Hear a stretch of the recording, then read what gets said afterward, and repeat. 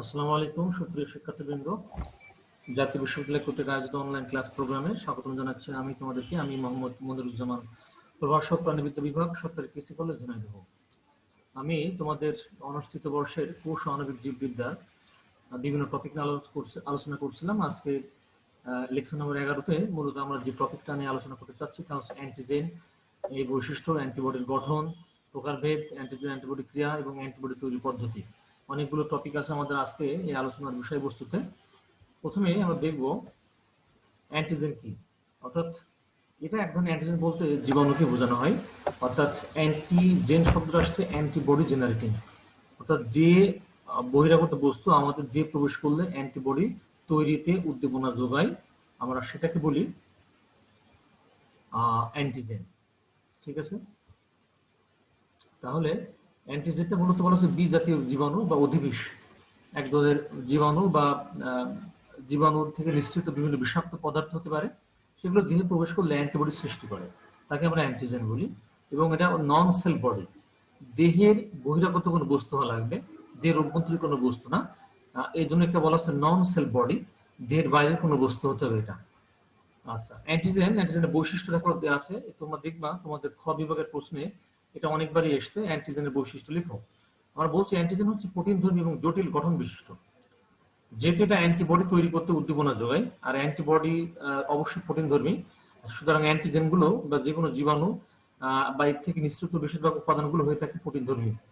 এবং এটা মূলত পলিস্যাকারাইড, গ্লাইকোপ্রোটিন বা নিউক্লিওপ্রোটিন যে কোনোটা দিয়ে মূলত তৈরি হতে পারে। মেইনলি এটা প্রোটিন দিয়ে বেশি তৈরি হয়। আচ্ছা, অ্যান্টিজেনের যে অংশে অ্যান্টিবডির সাথে সংযুক্ত হয় তাকে এপিটোপ বলা হয়।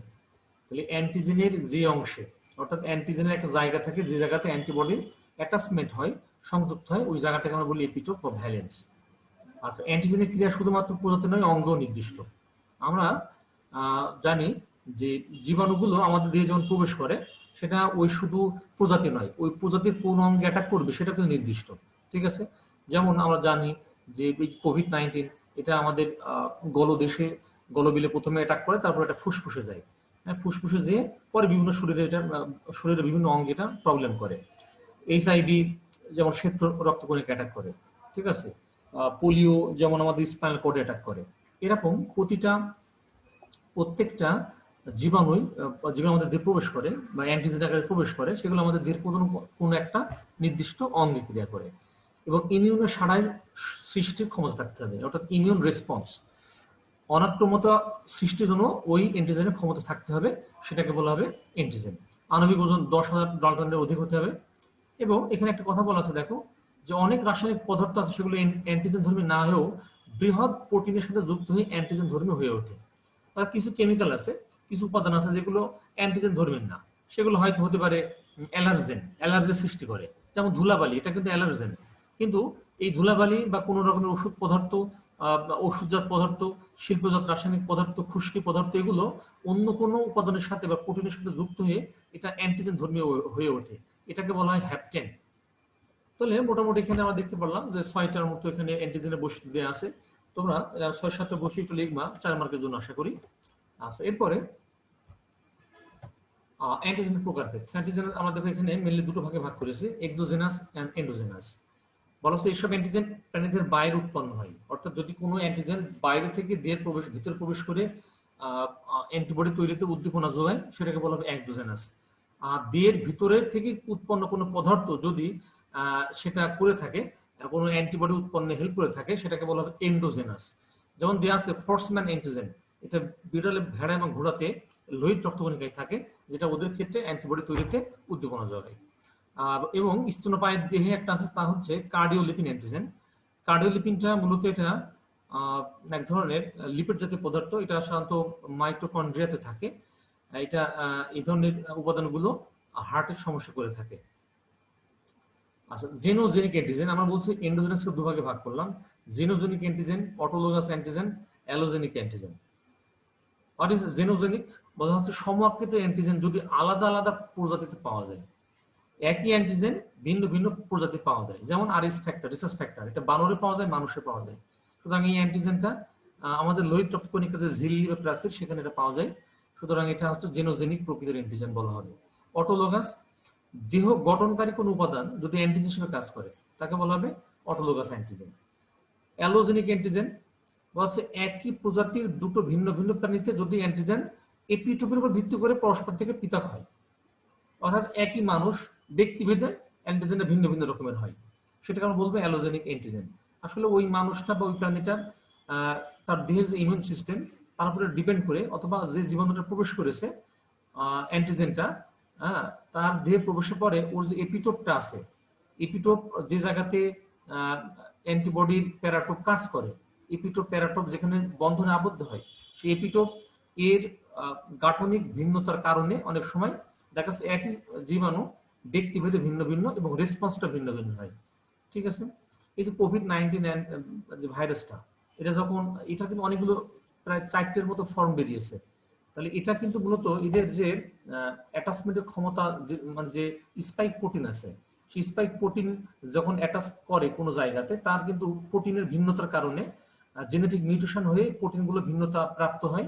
ফলে ব্যক্তিভেদে দেখা যাচ্ছে একই অ্যান্টিজেন কারো ক্ষেত্রে সক্রিয়, কারো ক্ষেত্রে নিষ্ক্রিয়, কারো ক্ষেত্রে মাঝারি ধরনের নিষ্ক্রিয় হয়ে থাকে, এটা ভিন্ন ভিন্ন হয়। এরপরে অ্যান্টিবডি কি? অ্যান্টিবডি হচ্ছে যে এক ধরনের গ্লাইকোপ্রোটিন জাত পদার্থ যেগুলো অ্যান্টিজেনের উপস্থিতিতে গ্রহিতা দিয়ে তৈরি হয়, অর্থাৎ ভাইরাস, ব্যাকটেরিয়া বা জীবাণু আমাদের দেহে প্রবেশ করার পরে তার এগেনস্টে যে প্রোটিন ধর্মী পদার্থ উৎপন্ন হয় সেটাকে বলা হয় অ্যান্টিবডি। আর এটার আরেকটা নাম হচ্ছে গামা গ্লোবিউলিন। গামা গ্লোবিউলিন এর আরেকটা নাম। আর বায়ো কেমিক্যালি একে বলা হয় ইমিউনোগ্লোবিউলিন, আইজি, সংক্ষেপে আইজি দ্বারা প্রকাশ করা হয়ে থাকে। আর অ্যান্টিবডি সৃষ্টি করে বি লিম্ফোসাইট নামক এক ধরনের কোষ আছে। এই বি লিম্ফোসাইট একটা ভাগ আছে, তার নাম হচ্ছে প্লাজমা বি কোষ। এই প্লাজমা বি নামক বি কোষ থেকেই সাধারণত অ্যান্টিবডি সৃষ্টি হয়। ওকে, এখানে অ্যান্টিবডির গঠন যাওয়ার আগে আমরা দেখি যে অ্যান্টিবডিকে মেনলি দুই ভাগে ভাগ করা হয়, মোনোক্লোনাল অ্যান্টিবডি, পলিক্লোনাল অ্যান্টিবডি। যেসব অ্যান্টিবডি একরকম প্লাজমা কোষ হতে উৎপন্ন হয় তাকে বলা হয় মোনোক্লোনাল, আর যেসব অ্যান্টিবডি বহু প্রকার প্লাজমা কোষ থেকে তৈরি হয় সেটাকে বলা হবে পলিক্লোনাল অ্যান্টিবডি।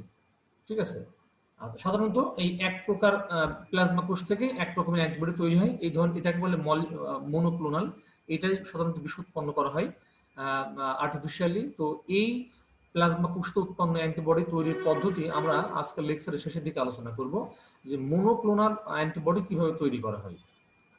আচ্ছা, এরপরে একটা আদর্শ অ্যান্টিবডির গঠন যেটা তোমরা দেখবা যে পরীক্ষায় বিভিন্ন সময় এসেছে খ কিংবা গ বিভাগে, এটা সাধারণত অনেকটা ইংরেজি ওয়াক্যের মতো হয়ে থাকে একটা অ্যান্টিবডি।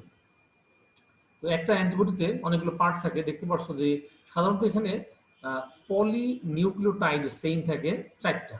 তাহলে পলিনিউক্লিওটাইড মানে কি? প্রোটিন। আমরা জানি প্রোটিনগুলো আসলে কিছু না, অনেকগুলো পেপটাইডের চেইনের মাধ্যমে তৈরিকৃত একটা বৃহৎ শৃঙ্খল বা মলিকুল। এখানে দেখতে পাচ্ছি এরকম 4টে মলিকুল আছে, তার মধ্যে 2টো বড় এবং 2টা হচ্ছে ক্ষুদ্রাকার।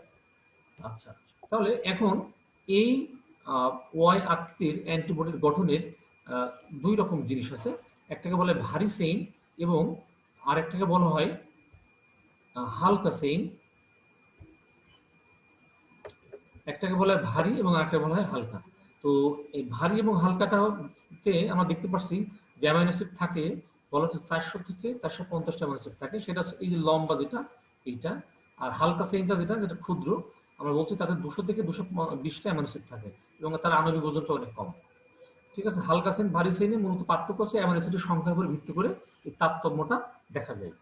আচ্ছা, এখন এই ভারী চেইন এবং হালকা চেইনের ভিতরে তারতম্য হচ্ছে কিছু অংশ আছে পরিবর্তনশীল, কিছু আছে অপরিবর্তনশীল। ঠিক আছে, অর্থাৎ এই হালকা এবং ভারী চেইনের অগ্রভাগের অঞ্চলটা সাধারণত পরিবর্তনশীল অঞ্চল, কারণ এই জায়গাতে অ্যান্টিজেনকে সাধারণত তারা সংযুক্তের কাজ করে থাকে এই অঞ্চলের মাধ্যমে, যেটাকে আমরা বলছি প্যারাটোপ। ওই প্যারাটোপ অঞ্চলটা, অ্যান্টিবডির প্যারাটোপ অঞ্চলটা কিন্তু প্রতিনিয়ত চেঞ্জ হতে পারে। এখানে যে অ্যামাইনো অ্যাসিডগুলো আছে এই জন্য বলে পরিবর্তনশীল। এটা তার গঠনের পরিবর্তন ঘটাতে পারে কিভাবে? অ্যান্টিজেনের গঠন অনুযায়ী সেইভাবে তার স্ট্রাকচার পরিবর্তন করিয়ে তাকে সংযুক্তের জন্য বাধ্য করে। ঠিক আছে, এই জন্য এই অঞ্চলটা হচ্ছে যে রিকম্বিনেশন হয় তাকে বলে, দেখো ভিডি যে রিকম্বিনেশন, ভেরিয়েবল ডিসজাংশন জয়েনিং, এই জায়গাটা ভ্যারি করে কার গঠন অনুযায়ী? অ্যান্টিজেনের গঠন অনুযায়ী এই প্যারাটোপটা চেঞ্জ হয়ে তাকে ওখানে আবদ্ধ করে নিষ্ক্রিয় করে ফেলা কাজটা এই অ্যান্টিবডি করে থাকে। আচ্ছা, এরপর দেখো দেয়া আছে নিচের দিকের এই অঞ্চলটা যেটা আছে সবগুলোটা আমরা বলছি এটা হচ্ছে অপরিবর্তনশীল অঞ্চল। এখানে অ্যামাইনো অ্যাসিডের ক্রমের কোনো চেঞ্জ হয় না, পরিবর্তন হয় না, বাট শুধুমাত্র এই অগ্রভাগে যে এলাকাটা আছে সেটা কিন্তু শুধু পরিবর্তনশীল। হালকা এবং ভারী শ্রেণীর ক্ষেত্রে অগ্রভাগের এই দুটো অঞ্চলই কিন্তু পরিবর্তনশীল।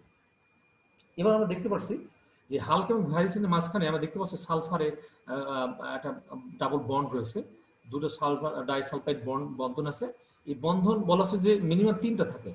একটা একটা হচ্ছে হালকা ভারী শ্রেণীর ভিতরে, এখানে একটা হালকা ভারী শ্রেণীর ভিতরে, আর এখানে দুটো বা একটা বিভিন্ন রকম থাকে। মিনিমাম তিনটা থাকবে, তিনের অধিকও থাকতে পারে। ঠিক আছে, তাহলে আমরা দেখতে পাচ্ছি এবং হালকা এবং ভারী চেইনটা পলিপেপটাইড চেইনের মাঝে যে বন্ধন সৃষ্টি করছে তা হচ্ছে কি সালফাইড বন্ড, মূলত এই দুটোর মাঝখানে বন্ধন সৃষ্টি করেছে। আচ্ছা, আরেকটা হচ্ছে যে এই যে ভারী অঞ্চলের একটা অঞ্চল আছে তার নাম হচ্ছে কবজা অঞ্চল। এই কবজা অঞ্চলের বৈশিষ্ট্য হচ্ছে এটা সবসময় এখান থেকে মুভ করতে পারে, এটা অ্যান্টিবডিকে একটা নমনীয়তা প্রদান করে। ফলে এই কবজা অঞ্চলের কারণে এটা অনেকটা ওয়াই অক্ষরের মতো হয়েছে, এবং এই কবজার কারণে এটা নমনীয় হওয়ার কারণে বিভিন্ন জায়গায় মুভ করে সেখান থেকে অ্যান্টিজেন ধরে সেটাকে নিষ্ক্রিয় করে দিতে পারে, অর্থাৎ মুভমেন্টের জন্য এখানে একটা কবজা অঞ্চলের সৃষ্টি হয়েছে। তাহলে মোটামুটি আমরা দেখতে পারলাম যে এটা একটা আদর্শ অ্যান্টিবডির বিভিন্ন অংশ। পরীক্ষায় তোমরা এটা অবশ্যই বড় প্রশ্ন আকারে অধ্যয়ন করার চেষ্টা করবা। আচ্ছা, তাহলে আমরা একটা অ্যান্টিবডি গঠন দেখলাম। এবার অ্যান্টিবডি প্রকারভেদ দেখতে পাচ্ছ আমি এখানে যে একটা পার্থক্য আকারে যে বিভিন্ন প্রকার অ্যান্টিবডি আছে তার একটা তুলনামূলক চিত্র দিয়েছি, যার মাধ্যমে বিভিন্ন প্রকার অ্যান্টিবডি সম্পর্কে একটা তুলনামূলক ধারণা পাওয়া সম্ভব। আমরা কি বলছি যে এখানে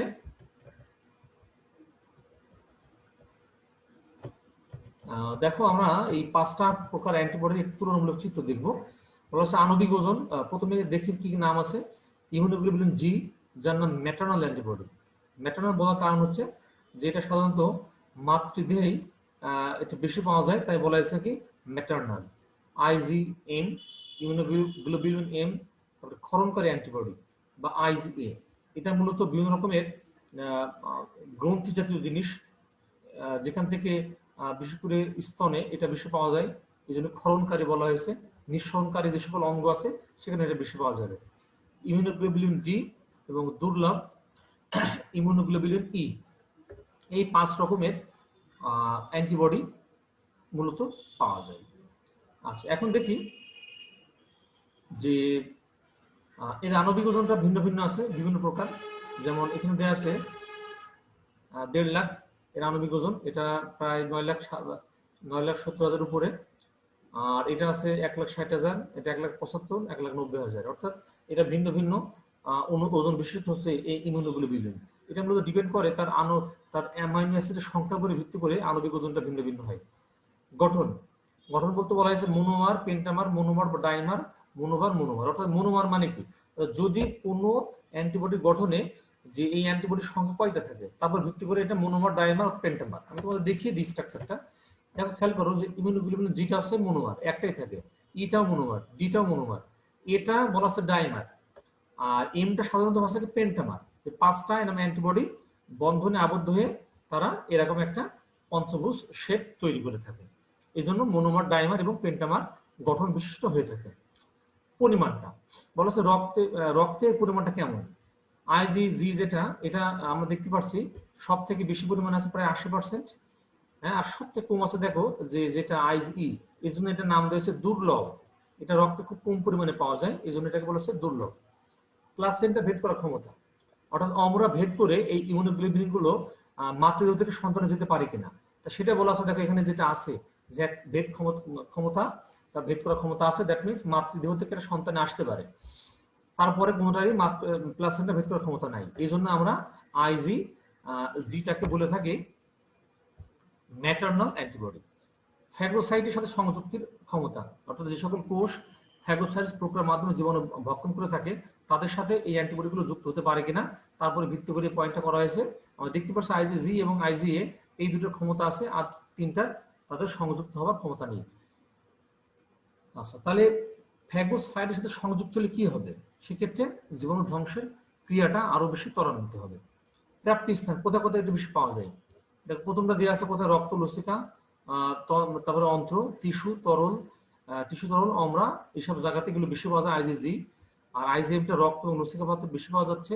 আইজি এটা বলা হচ্ছে যেসব জায়গা থেকে বেশি পরিমাণ নিঃসরণের কাজ হয়, যেমন পরিপাক, জনন এবং শ্বসন ধরনের মিউকাস ঝিল্লি, থেকে বিভিন্ন রকমের পদার্থ নিঃসৃত হয়, ফলে এটা এখানে বেশি পাওয়া যায়। মায়ের দুধ, চোখ, কান, এইসব জায়গা। আচ্ছা, আইজি ডিটা পাওয়া যায় রক্ত, লসিকা এবং বি কোষের পর্দায়। আইজি ইটা পাওয়া যায় বি কোষ, মাস্ট কোষ এবং বেসোফিল কোষ, এই সকল কোষে আইজি ইটা বেশি পরিমাণে পাওয়া যায়। কাজ মোটামুটি এখানে দেওয়া আছে দেখো কয়েকটা। তা হচ্ছে যেহেতু এটা ফ্যাগোসাইটের সাথে সংযোগ ক্ষমতা রাখে, ফলে এটা কি করবে, ফ্যাগোসাইটসের প্রক্রিয়াকে ত্বরান্বিত করে এবং কমপ্লিমেন্ট সিস্টেম উদ্দীপিত করে। আমরা জানি কমপ্লিমেন্ট সিস্টেম হচ্ছে 20টা প্রোটিনের সমন্বয়ে গঠিত একটা বিশেষ ধরনের প্রোটিন, যেটা জীবাণু ধ্বংস হেল্প করে থাকে। আচ্ছা, আইজিএমটা কি? এটা কমপ্লিমেন্ট সিস্টেম ফ্যাগোসাইটোসিস প্রক্রিয়া সক্রিয়ণ করে এবং পরজীবী বা জীবাণু প্রতিরোধে এটা অধিকতর সহায়তা করে থাকে। আর আইজি এটা বলা হচ্ছে বাইরে থেকে জীবাণু প্রবেশ করতে বাধা দেয়, আইজি এটা। আচ্ছা, আর আইজি ডিটা বলা হচ্ছে বি লিম্ফোসাইটের অ্যান্টিজেন গ্রাহক হিসেবে ও অ্যান্টিবডি তৈরিতে এটা ভূমিকা পালন করে। আর আইজিটা বলা হচ্ছে যে যেহেতু এখান থেকে মাস্ক কোষে বেশি পাওয়া যায়, ফলে এরা অ্যালার্জির প্রতিক্রিয়া সৃষ্টির জন্য দায়ী। অ্যালার্জির প্রতিক্রিয়া সৃষ্টির জন্য আইজিটা দায়বদ্ধ। তাহলে তোমরা দেখতে পাচ্ছ যে বিভিন্ন প্রকার অ্যান্টিবডির একটা তুলনামূলক চিত্র, যেটা তোমরা পরীক্ষায় এই পার্থক্য আকারে লিখলে অন্তত এটা 4 মার্কের একটা বড় প্রশ্ন এটা হয়ে যাবে, সেক্ষেত্রে তোমরা পয়েন্ট কম বা বেশি করতে পারো। এরপরে গুরুত্বপূর্ণ আরেকটা টপিক, তা হচ্ছে এই যে অ্যান্টিজেন এবং অ্যান্টিবডি কিভাবে ক্রিয়া করে, ঠিক আছে, তাদের মেকানিজমটা কি, সেটা কয়েকটা ধাপে বা বিভিন্ন পদ্ধতির এখানে থিওরি আছে যে কিভাবে তারা কাজটা সম্পন্ন করে থাকে। তো এখানে আমরা প্রায় 7টার মতো পদ্ধতির কথা উল্লেখ করব, যার মাধ্যমে অ্যান্টিজেন অ্যান্টিবডি ক্রিয়া করে আমাদের দেহকে জীবাণুমুক্ত রাখতে সহায়তা করে। প্রথমে আছে স্থূপীভবন, ইংলিশে বলা হয় অ্যাগ্লুটিনেশন। বলা হচ্ছে এক্ষেত্রে কি হয় যে দেহে অ্যান্টিবডি প্রবিষ্ট হলে ওই জীবাণুর সাথে বিক্রিয়া করে ওই জীবাণুকে কি করে একটা স্তূপ বা দলায় পরিণত করে ফেলে। তো এখানে দেখো দেওয়া আছে, দেখো একটা স্তূপ বা দলার মতো দেখা যাচ্ছে এই জিনিসটা, যে জীবাণুগুলো দেখা যাচ্ছে এবং এখানে অ্যান্টিবডি দেখা যাচ্ছে। অ্যান্টিজেন অ্যান্টিবডি ক্রিয়া করে জীবাণুকে দলা পাকিয়ে ফেলে। আর এই দলা পাকানোর যে প্রক্রিয়া তাকে বলা হয় অ্যাগ্লুটিনেশন। আর দলা বাঁধতে সহায়তা করে যে প্রোটিন, তার নাম হচ্ছে অ্যাগ্লুটিনিন প্রোটিন। অ্যাগ্লুটিনেশনের সাথে নাম মিল রেখেই নামটা রাখা হয়েছে অ্যাগ্লুটিনিন প্রোটিন। আর এই প্রক্রিয়ায় কোন জীবাণুগুলো সাধারণত জীবাণু ধ্বংস করতে সহায়তা করে, তা হচ্ছে আইজিজি আর আইজিএম। এই দুইটা অ্যান্টিবডি এই প্রক্রিয়ার মাধ্যমে সাধারণত জীবাণু ধ্বংস করে থাকে। তাহলে এটা হলো নাম্বার 1। এরপর আসছে অদক্ষেপণ বা প্রিসিপিটেশন, অর্থাৎ জীবাণুর সাথে অ্যান্টিবডি ক্রিয়া করে জীবাণুটাকে ওই বিক্রয়স্থলের নিম্নদেশে অদক্ষেপ ফেলে দেয়, তলানি আকারে একটা অদক্ষেপ ফেলে দেবে। তো এটাকে আমরা বলছি প্রিসিপিটেশন। আর প্রিসিপিটেশন ঘটায় যে অ্যান্টিবডি তাকে বলা হয় প্রিসিপিটিন। তাকে বলা হবে কি প্রিসিপিটিন নামক প্রোটিন। এই অ্যান্টিবডি এই অদক্ষেপণ ঘটায়। আর অদক্ষিপ্ত বস্তুকে সহজে ফ্যাগোসাইট করে ধ্বংস করতে পারে। আর যে বস্তুর অদক্ষিপ্ত হয়ে তলানি পড়বে সেটাকে ফ্যাগোসাইট কোষ ফ্যাগোসাইটোসিস প্রক্রিয়ার মাধ্যমে সেটাকে ভক্ষণ করে ধ্বংস করে ফেলতে পারবে। আচ্ছা, এরপর আসছে কি প্রশমন বা নিউট্রালাইজেশন, অর্থাৎ কোনো অ্যান্টিজেনের যে জায়গা থেকে বিষাক্ত পদার্থ মিশ্রিত হয়ে আমাদেরকে হুমকির মুখে ফেলে দেয়, সেই জায়গাটাকে নিষ্ক্রিয় করে ফেলতে হবে। সেটাকে যদি কোনোভাবে ঢেকে দেওয়া যায়, নিষ্ক্রিয় করে দেওয়া যায়, তাহলে আমরা এই পদ্ধতিকে বলি নিউট্রালাইজেশন। বলা হয়েছে এক্ষেত্রে অ্যান্টিবডি অ্যান্টিজেন বিষাক্ত স্থানকে ঢেকে রেখে অথবা নিঃসৃত বিষাক্ত পদার্থকে প্রশমিত করে ফেলে। অর্থাৎ যদি সেটা ঢেকে নাও দিতে পারে, যদি সেটা বাইরে বের হয়ে যায়, তাহলে রাসায়নিক বিক্রিয়া সম্পাদনের মাধ্যমে ওই পদার্থটাকে কি করবে, নিষ্ক্রিয় করে ফেলবে। আর এই ক্ষেত্রে বিশেষ উপযোগী অ্যান্টিবডির নাম কি, ইমিউনোগ্লোবুলিন জি। এই প্রশমনের জন্য বিশেষভাবে কি উপযোগী। ঠিক আছে। আচ্ছা, তাহলে আমরা প্রশমন দেখলাম। এরপরে প্রশমনে দেখো এখানে একটা বিক্রিয়া দেওয়া হয়েছে, দেখো যে এখানে ভাইরাসটা দেখো এখানে অ্যাটাক করছে। তো অ্যাটাক করার পরে সেটা এখানে যদিও ওইভাবে অতটা স্পষ্ট বোঝা যাচ্ছে না, ঠিক আছে। এটা প্রিসিপিটেশন হওয়ার পরে চারিপাশটা ঘিরে ধরেছে অ্যান্টিবডি গুলা। হ্যাঁ, তারপরে ফ্যাগোসাইটোসিস প্রক্রিয়ার মাধ্যমে এই জীবাণুটা ধ্বংস করা হবে। এরপরে লাইসিস বা বিশ্লিষ্টকরণ, বিদীর্ণ করে দেওয়া। লাইসিস শব্দের অর্থ কি, বিদীর্ণ করে দেওয়া। অর্থাৎ এক্ষেত্রে যেটা হয় যে অ্যান্টিবডি জীবাণু ঝিল্লিকে সরাসরি আক্রমণ করে এবং তাকে বিচ্ছিন্ন করে ফেলে। দেখো এখানে যে একটা ছবি দেওয়া আছে যে জীবাণুর ভিতরে প্রবেশ করে সেই জীবাণুর যে নিউক্লিক বস্তু আছে সেটা নষ্ট করে দেয়, পুরো কোষটাকে বাস্ট করে দেয়, ফলে বংশ বিস্তারের ক্ষমতা হারিয়ে ফেলে। আর এই বিশৃষ্টিকরণের জন্য যে অ্যান্টিবডি বিশেষ উপযোগী তার নাম আছে ইমিউনোগ্লোবুলিন এম।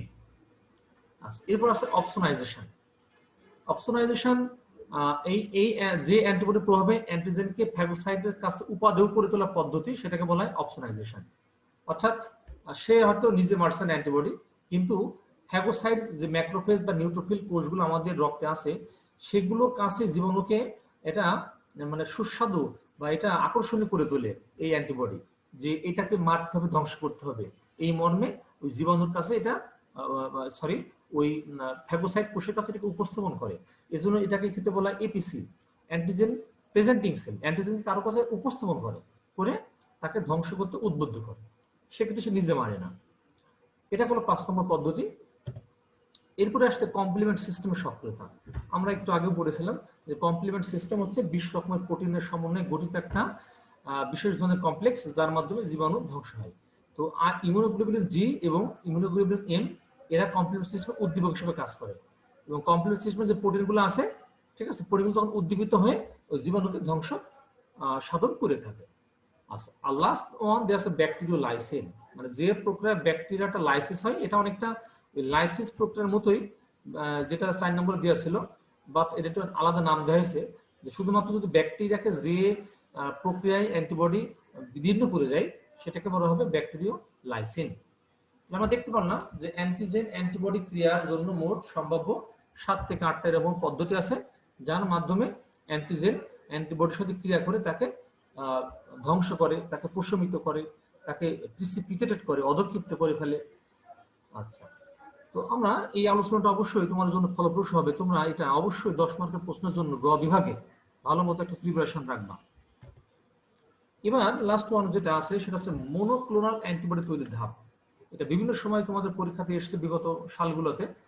তো মনোক্লোনাল অ্যান্টিবডি আমরা সংজ্ঞা করেছিলাম যে যদি কোনো অ্যান্টিবডি একটা মটোপ্লাজমা কোষ থেকে তৈরি হয়, ঠিক আছে, তো এবং অথবা এভাবে বলা যায় যে একটা অ্যান্টিবডি একটা অ্যান্টিজেনিক এগেনস্টে কাজ করে, এটাকে বলা সাধারণত মনোক্লোনাল অ্যান্টিবডি বলা হয়।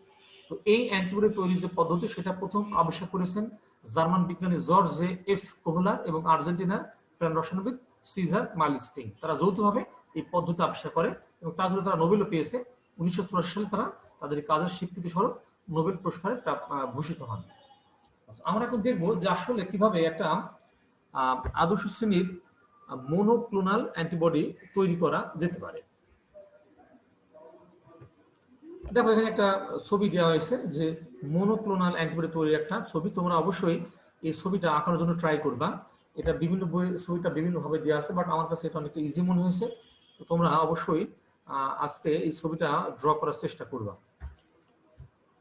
তো এক্ষেত্রে যেটা করা হয় তা হচ্ছে কোন একটা ইঁদুরের দেহে অ্যান্টিজেন প্রবেশ করে তার দেহে অ্যান্টিবডি তৈরিতে, ওই মনোক্লোনাল অ্যান্টিবডি তৈরিতে তাকে কি করা হয়, উদ্বুদ্ধ করা হয়, ঠিক আছে, প্রথমে। এবং এজন্য তার যে স্প্লিন আছে, স্প্লিনটা আসলে মূলত প্লিহা, এই প্লিহাতে মূলত এটা একটা এক ধরনের লসিকা গ্রন্থি, এবং এই স্প্লিন থেকে কি করা হয়, অ্যান্টিবডি উৎপন্নকারী যে কোষগুলো আছে সেগুলোকে আলাদা করা হয় তার স্প্লিন থেকে, ঠিক আছে। আচ্ছা, এরপরে প্রথমে যেটা করা হয়েছে ওই র্যাট বা ইঁদুরের দিয়ে কিন্তু ওই নির্দিষ্ট জীবাণুটা প্রবেশ করানো হয়েছে, করে তারতে কিন্তু আগে অ্যান্টিবডি তৈরি করে নেওয়া হয়েছে। করার পরে আমরা কি করলাম, ওই ইঁদুরের স্প্লিন থেকে, প্লিহা থেকে যে অ্যান্টিবডি উৎপন্নকারী যে কোষগুলো আছে সেগুলোকে আমরা আলাদা করলাম, that is known as antibody producing cell. আচ্ছা, এরপরে কি করা হবে, যে মায়োলোমা সেল, এটা হচ্ছে এক ধরনের ক্যান্সার কোষ, ক্যান্সার অস্থিমজ্জাতে এক ধরনের ক্যান্সার হয়, তাকে বলে মায়োলোমা সেল বলা হয়। ওই অস্থিমজ্জা থেকে এক ধরনের মায়োলোমা সেল নেওয়া হবে, যেটা ক্যান্সার আক্রান্ত এক ধরনের কোষ। ক্যান্সার আক্রান্ত কোষ কেন নিলাম, কারণ ক্যান্সার আক্রান্ত কোষ তো দ্রুত বিভাজিত হয়, তাহলে আমাদের অ্যান্টিবডি তৈরি করতে গেলে দ্রুত কোষটা বিভাজিত হওয়া লাগবে, এই জন্য ক্যান্সার কোষ থেকে সেল নেওয়া হলো, তার মায়োলোমা সেল। আর অ্যান্টিবডি তৈরির জন্য আমরা ওই স্প্লিন থেকে অ্যান্টিবডি তৈরি করে কোষটাকে নিয়ে নিলাম। পরে কি করা হবে, এই অ্যান্টিবডি উৎপন্নকারী কোষ আর মায়োলোমা কোষটাকে ফিউজ করা হবে, ফিউশন করা হবে, একত্রিত করা হবে। অর্থাৎ এই দুটা নিউক্লিয়াসকে একত্রিত করে একটা কোষ তৈরি করা হবে, that is known as fused cell, একটা হাইব্রিড সেল, নতুন একটা হাইব্রিড বা সংকর কোষ তৈরি করা হবে। এবার যেটা করা হবে, এই সংকর কোষটাকে বিভিন্ন উপায়ে এটা কালচার করা যেতে পারে, টিস্যু কালচারের মাধ্যমে আমরা এই হাইব্রিড কোষ যত পরিমাণে উৎপন্ন করব সেখান থেকে, যেহেতু ওখানে দুই রকম বৈশিষ্ট্য আছে, একটা আছে অ্যান্টিবডি উৎপন্নকারী জিনও আছে, আবার দ্রুত সংখ্যা বৃদ্ধির জন্য সেখানে মায়োলোমা সেলের কোষও আছে, ফলে অধিক পরিমাণে ওখান থেকে অ্যান্টিবডি সৃষ্টি হবে। এই জন্য আমরা যেটা করবো কি, যে ওই কাঙ্ক্ষিত যে কোষটা ফিউজড কোষ তৈরি হলো তাকে আমরা বলি হাইব্রিডোমা কোষ। হাইব্রিডোমা কোষ, এই কোষটা সংজ্ঞার মধ্যে পরীক্ষায় প্রায় আসে যে ওয়ান স্পেসিফিক অ্যান্টিবডি পার সেল। ঠিক আছে, তো এই ক্ষেত্রে সব কোষে যে ফিউজড হবে তা কিন্তু না। যে কোষগুলো দুটো কোষ মিলে ফিউজড হয়ে হাইব্রিড কোষ তৈরি করে তাকে আমরা বলছি হাইব্রিডোমা কোষ। সেই কোষগুলোকে আইডেন্টিফাই করা হয়। ঠিক আছে, আইডেন্টিফাই করে সেই কোষগুলোকে আলাদা করে সেটাকে হয়তো টিস্যু কালচার করবো। টিস্যু কালচার করলে কি হবে, সেখান থেকে অনেক পরিমাণে আমরা আমাদের অ্যান্টিবডি প্রোডাকশন পাবো। অথবা ওই কোষটা যদি আবার পুনরায় অ্যান্টিবডি প্রডিউসিং যে মাউস ইঁদুরের দেহে প্রবেশ করানো হয়, তাহলে সেখান থেকে আমরা তার দেহে প্রবেশ করে ওখান থেকে প্রচুর পরিমাণে অ্যান্টিবডি পেতে পারি। তো সাধারণত এটা জিন ক্লোনিং, অর্থাৎ এটা জৈব প্রযুক্তি পদ্ধতি ব্যবহার করে ল্যাবে টিস্যু কালচারের মাধ্যমে, এই যে কালচার, এই প্রযুক্তির মাধ্যমে অধিক পরিমাণে অ্যান্টিবডি পাওয়া যেতে পারে। ঠিক আছে, আর যদি এই হাইব্রিডোমা কোষগুলো ফার্দার সংরক্ষণের প্রয়োজন হয়, সেক্ষেত্রে যেটা করা হয়, তরল নাইট্রোজেনের ভিতরে এই হাইব্রিডোমা কোষগুলোকে, হ্যাঁ, এটা প্যারেন্ট সেল হিসেবে রেখে দেওয়া হয়, যেন পরবর্তীতে আবার এই কোষগুলো আর ফিউজড করা না লাগে।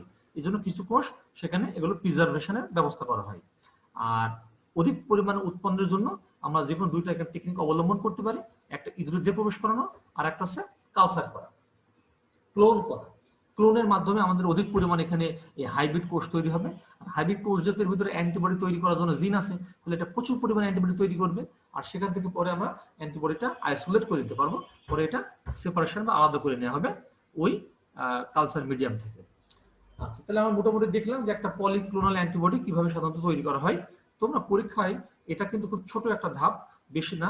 তোমার যদি আমি তোমাদের কি বলবো, এই এই টপিকসটা তোমরা মূলত ফলো করার চেষ্টা করবা। তা হচ্ছে কোষ ও আণবিক জীববিদ্যার ডক্টর হানিফ মল্লিক স্যারের যে বইটা, সেখানে কিন্তু এটা খুব সুন্দর করে ইজি করে দেওয়া আছে আমার ধারণা। তোমরা যদি ওই বইটার হেল্প নাও তাহলে এটা ভালো হবে। আর আমি তোমাদের এখন রিকোয়েস্ট করবো, তোমরা এই ছবিটা এটা ড্র করার চেষ্টা করো একটু। একটা ইঁদুর যেমন তেমন তোমরা আঁকাও, বাট উদ্দেশ্য হচ্ছে যে কিভাবে আমরা এখান থেকে স্প্লিন নিলাম, স্প্লিন থেকে কোষ নিলাম, এখান থেকে আমরা কি নিলাম, মায়োলোমা সেল নিলাম, সে দুটোকে ফিউজ করলাম, নিয়ে আমাদের হাইব্রিড কোষ তৈরি করলাম, যার নাম আছে হাইব্রিডোমা সেল। এবং হাইব্রিডোমা সেলগুলো আমার পড়লো কি, তার মানে একটা লার্জ প্রোডাকশনের জন্য আমরা দুইটা পদ্ধতি অবলম্বন করলাম। একটা হচ্ছে ক্লোন, অথবা আরেকটা হচ্ছে ওই যে কোনো ইঁদুরের দিয়ে ওই হাইব্রিডোমা সেলটা পুশ করে সেখান থেকে প্রচুর পরিমাণে অ্যান্টিবডি তৈরির ব্যবস্থা করে। ঠিক আছে, তাহলে আমরা কিন্তু এই পদ্ধতির মাধ্যমেই এটা করতে পারি, আমরা অ্যান্টিবডি তৈরি করতে পারি। ঠিক আছে, তো আসলে তোমরা মোটামুটি একটা ধারণা পেয়েছো কিভাবে মনোক্লোনাল অ্যান্টিবডি তৈরি করা হয়ে থাকে। ওকে, আচ্ছা, তোমার ছবিটাকে ড্র করছো, ছবিটাকে ড্র করছো? জি স্যার, করা হচ্ছে স্যার। হ্যাঁ, একটু আঁকাও, তাহলে তোমার কাজে দেবে। কারণ এটা তুমি, আমি অনেক নেট ঘেটে এই ছবিটা বের করেছি, আমার কাছে ইজি মনে হয়েছে, বোঝানোর জন্য সুবিধা। অনেক বই অনেকভাবে তথ্য আছে, বাট এটা দ্রুত বুঝে নিজের মতো করে বানিয়ে লেখা যাবে। এটা তুমি যেটা বুঝতে পারো নিজের মতো করে পরীক্ষা বানিয়ে লিখতে পারবা। ঠিক আছে,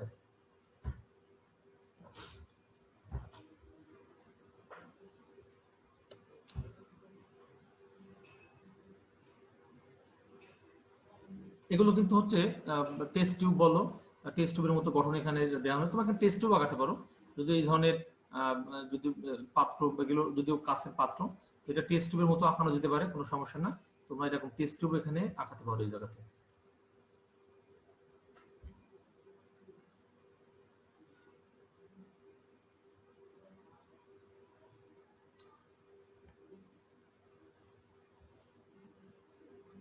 দেখতে পাচ্ছ এই জায়গাটা কিন্তু ওই ফিউজ কোষগুলো সংরক্ষণের ব্যবস্থা করা হয়েছে, ওটা তরল নাইট্রোজেনের ভিতরে এটা কিন্তু সংরক্ষণ করা হয়। হ্যাঁ, পরে সেখান থেকে কাঙ্ক্ষিত কোষ নিয়ে পরে এটা প্রোডাকশন করা হয়ে থাকে, সেটা টিস্যু কালচার হোক, ক্লোন ক্লোন প্রযুক্তির মাধ্যমে হোক, কিংবা ইঁদুরের দিয়ে প্রবেশ করানোর মাধ্যমে হোক।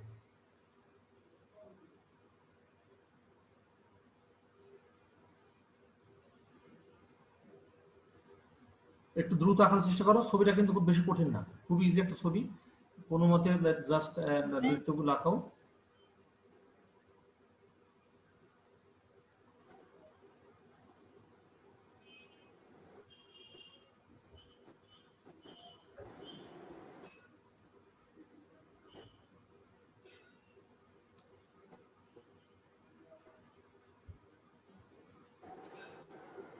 হ্যাঁ, সাথে প্রশ্ন করতে পারো, সমস্যা নেই, বলো।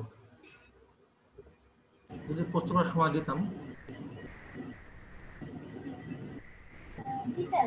হ্যাঁ বলো। হ্যাঁ বলো বলো। স্যার এখানে অ্যান্টিজেন তৈরির সময় আপনি বললেন যে মায়োলেমা বা ক্যান্সার কোষটা নেওয়া হয় দ্রুত বিভাজনের জন্য। স্যার এই ক্যান্সারের জীবাণুটা এই অ্যান্টিজেনের মধ্যে থেকে যায় না পরে? না না না না, আমাদের যে অ্যান্টিবডি, অ্যান্টিজেন না, অ্যান্টিবডি তৈরি।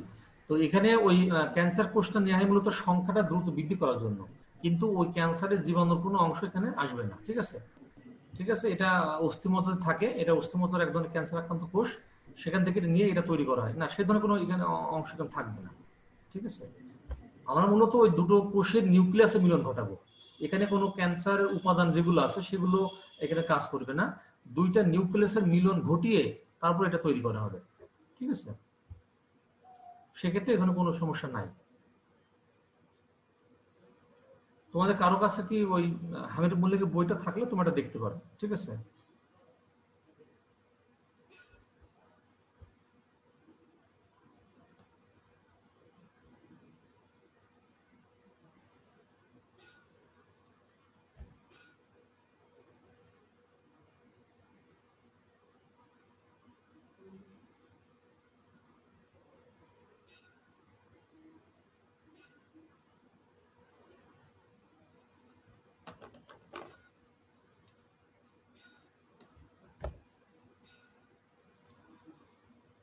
কি হয়েছে, ছবিটা আঁকানো কমপ্লিট হয়েছে?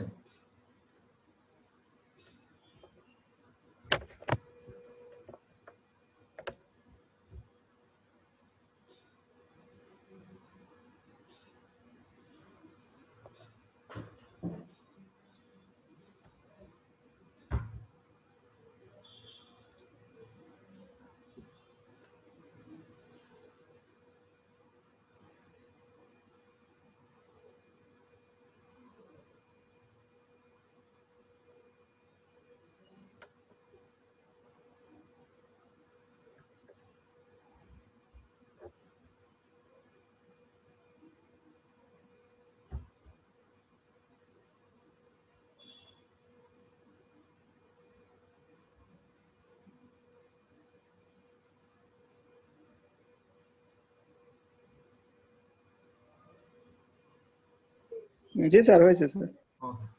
তাহলে আমরা শেয়ার টপ করে দিলাম, তোমার স্ক্রিনশট দিয়ে রাখলেও সেটাও পারতে, সমস্যা নেই। আজকে আমরা অনেকে দেখতে পাচ্ছি আছে, 4-5 জন আছে প্রায়। তো সবাই মোটামুটি এটা বুঝতে পেরেছো যে আমাদের ইমিউন তন্ত্রটা, আর তোমার মনে রাখবে ইমিউন তন্ত্র থেকে পরীক্ষা কিন্তু একটা প্রশ্ন দেখলাম বিগত সালে বিভিন্ন সময় কিন্তু এটা এসেছে, বিভিন্ন সালে এখান থেকে প্রশ্ন হয়েছে দেখলাম। ঠিক আছে, তো তোমাদেরকে আমি ধন্যবাদ জানাচ্ছি, তোমরা আমার সাথে ছিলে এত কষ্ট করেও। তোমার যখনই কলেজ তোমরা সবাই থাকছো, এটা একটা ভালো দিক। আশা করি আমি রাতে আরেকটা ক্লাস নেব, আমাদের রাতে দেখে আরেকটা ক্লাস থাকবে, তোমরা রাতে উপস্থিত থাকার চেষ্টা করবা। ঠিক আছে, যদি 4টার দিকে আমরা পারলে আরেকটা 7টার দিকে আর নিতে পারি, 7টার পর পর। ঠিক আছে, তোমাদেরকে আমি অনুরোধ করবো তোমরা থাকবা, সেখানে আমরা নতুন আরেকটা টপিক নিয়ে আলোচনা করবো। আর লেকচারগুলো যেহেতু পরে থাকবে আরো, তাই না, তোমাদের এগুলো ভিডিও আকারে থাকছে, তোমরা এগুলো দেখে নিয়ে পরবর্তীতে তোমাদের অনেকগুলো কাজে দেবে এগুলো। এই লেকচারটা তোমরা এটা অনলাইনে পেয়ে যাবা। ঠিক আছে, আমার কলেজের পেজে আমি দেবো, আবার এটা ন্যাশনাল ইউনিভার্সিটির ওয়েবসাইটে থাকবে আশা করা যায়। তাহলে সেক্ষেত্রে তোমরা এখান থেকে অনেক বেশি উপকার লাভ করো বলে আমি মনে করছি। তো আজকের মতো আমি সবাইকে ধন্যবাদ জানিয়ে শেষ করছি। আল্লাহ হাফেজ, আসসালামু আলাইকুম। ওয়ালাইকুম আসসালাম, ধন্যবাদ স্যার।